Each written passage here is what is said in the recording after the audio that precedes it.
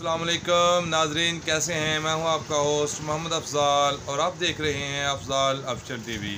तो नाजरीन, गुफ्तगू का आगाज़ करने से पहले आइए दुरूद पाक की फजीलत सुनते हैं कि करीम आका अलैहिस्सलाम ने इरशाद फरमाया कि जिस इंसान के सामने मेरा ज़िक्र किया गया और वो मुझ पर दुरूद पाक पढ़ना भूल गया तो यकीनन वो तबाह हो गया और वो जन्नत का रास्ता भूल गया। तो नाजरीन, जब भी करीम आका अलैहिस्सलाम का ज़िक्र अक़दस आ जाए तो करीम आका अलैहिस्सलाम पर दुरूद व सलाम भेजिए।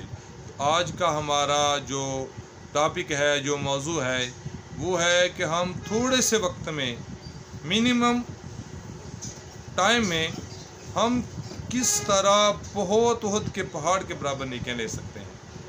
चुनांचे ये हदीस पाक का मफ़हूम है कि जो बंदा एक दफ़ा अल्लाहु अकबर कहता है उसके नामा अमाल में उहद के पहाड़ के बराबर ख्वाब लिखा जाता है। तो नाज़रीन, एक बहुत ही प्यारा वाक़या है, बहुत ही प्यारी रवायत है, गौर से सुनिएगा कि करीम आका अलैहिस्सलाम ने इरशाद फरमाया कि जब मुसलमान किसी मुर्दे को कब्रिस्तान में दफन करते हैं तो उसकी कब्र पर खड़े होकर सूरतुल बकरा, कुरान पाक की पहली सूरत है, पहली से दूसरी सूरत है। सूरतुल बकरा पहले पारे की पहली सूरत है। सूरतुल बकरा का पहला रुकू और सूरतुल बकरा का आखिरी रुकू जो बंदा वहाँ तिलावत करता है या सुनता है उसके नामा अमाल में उहद के पहाड़ के बराबर सवाब लिखा जाता है। तो नाजरीन, कब्रिस्तान में तो हम जाते ही जाते हैं। किसी का कोई महल्ले वाला फौत हो गया, कोई हो गया, अजीज़ रिलेटिव, कोई रिश्तेदार चला गया, तो जनाजा तो पढ़ना ही पढ़ना है। तो कोशिश फरमा के छोटे छोटे दो रुकू हैं, आप खुद भी याद कर लीजिए।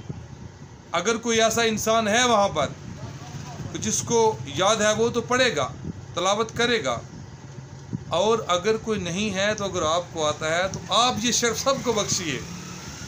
तो ये सोचिए ज़रा कि मुझे आता है, मैंने तो पढ़ा तो मुझे तो सवाब मिल गया, और जो मैंने पढ़ा मेरे करीब वालों ने जो सुना,